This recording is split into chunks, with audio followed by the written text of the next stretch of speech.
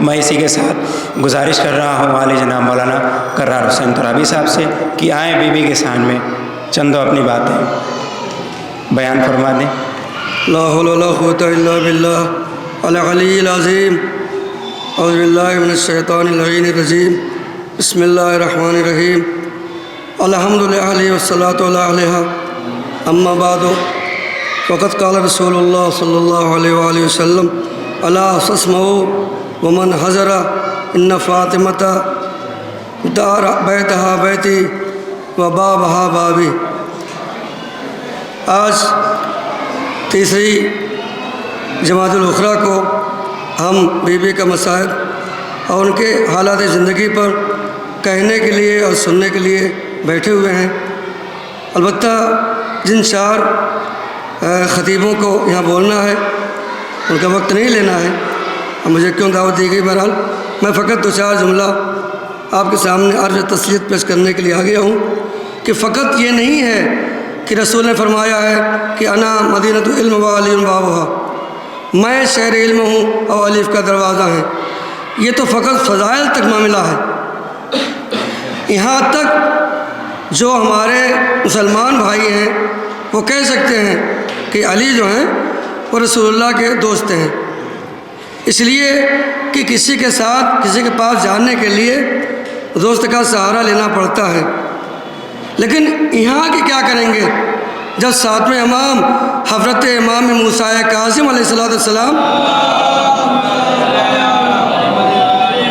اپنے اصحاب اور اپنے دوستوں کے سامنے بیٹھے ہوئے تھے اور ارشاد فرمایا کہ حضور سرور کائنات نے جب ان کے اصحاب کے سامنے بیٹھے ہوئے تھے تشریف فرما تھے تو انہوں نے فرمایا تھا کہ الا فاسمعوا، اے میرے دوستو تم لوگ آگاہ ہو جاؤ اور سنو، ومن حضرہ، اور جو حضرات جہاں جہاں پر حاضر ہیں سب سن لیں، کیا ان فاطمۃ بابہا بابی، دیکھو فاطمہ کا دروازہ میرا دروازہ ہے، وَإِنَّ بَيْتَهَا بَيْتِي، فاطمہ کا گھر میرا گھر ہے۔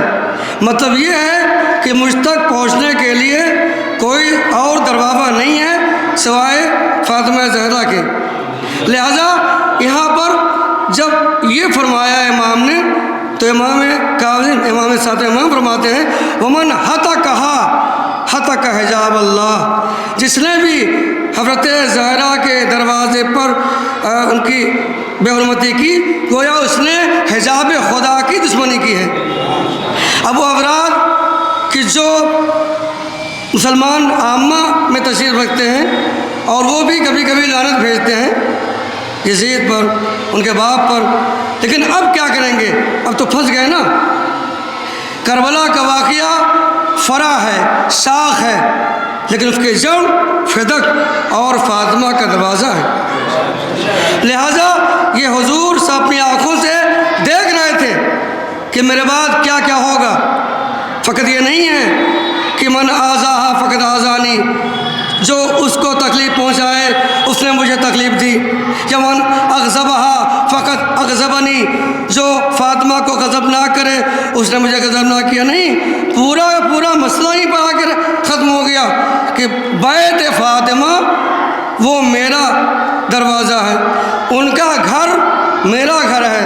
لہٰذا اس ملعون نے اپنے ساتھیوں کے ساتھ جب آ کر کے یہ بات کہی کہ ہم دروازے میں آگ لگا دیں گے تو ایک سے پوچھا کہ حضور یہ کس کا دروازہ ہے؟ آپ جانتے ہیں یہ رسول کی بیٹی کا ہے۔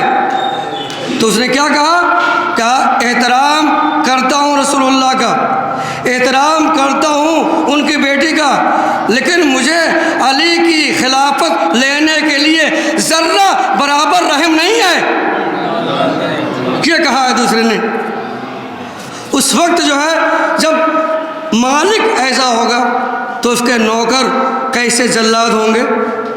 لہٰذا یہ ایک بہت بڑا پیغام ہے ان کے لیے کہ جو یزید کربلا کے ظالم، شمر کربلا کے ظالم ابن زیاد ابن سعد سب کا نام لے کے تو کہتے ہیں لیکن جب بات آتی ہے حضور کے پاس تو آپ جانیے بس آپ سنا کرتے ہیں یہ چھوٹا واقعہ کہ ایک مرتبہ ہمارے چھٹے امام حضرت جعفر صادق علیہ السلام اپنے گھر میں تشریف فرما تھے کہ ایک دوست آیا اور غمگین تھا، محزون تھا، اس کے آنکھوں میں آنسو جو ہے تھے، آنکھیں ڈبڈبائی تھیں۔ فضل رسول کیا حال ہے؟ کہا بیٹھیے، یہ کھجور نوش فرمائیے۔ کہا نہیں، میں غمگین ہوں، میں کھجور نہیں کھا سکتا، میرا مسئلہ ہے، پہلے سن لیجئے۔ امام نے فرمایا پہلے کھاؤ، اس کے بعد میں سننے کے لیے تیار ہوں۔ اس نے ایک کھجور کھائی، پھر ہاتھ روک لیا، کہا اور؟ کہا نہیں، دل غم پہ بھرا ہوا ہے میرے آقا۔ کہا کیا؟ کہا میں نے دیکھا کہ ایک ضعیفہ ہے، وہ بازار میں چل رہی تھی گلی میں اور وہ گر گئی، اس کے بعد جیسے گری تو اس نے بیوی کے قاتلوں پر لعنت کی۔ کیوں؟ اس لیے کہ جب وہ گری تو اس کے چوٹ آئی پہلو پر، اس نے فوراً زبان نکالا کہ لعن اللہ قاتلی فاطمہ الزہرا، ان کے دشمنوں پر، ان کے قاتلوں پر لعنت ہو۔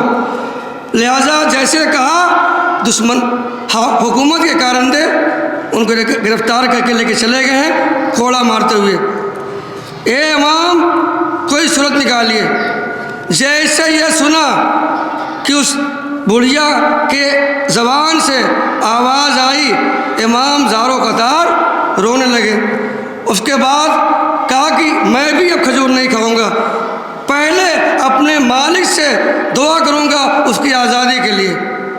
اگر امام ہمارے لیے دعا کر دیں گے تو ہماری دنیا اور آخرت دونوں کامیاب ہے۔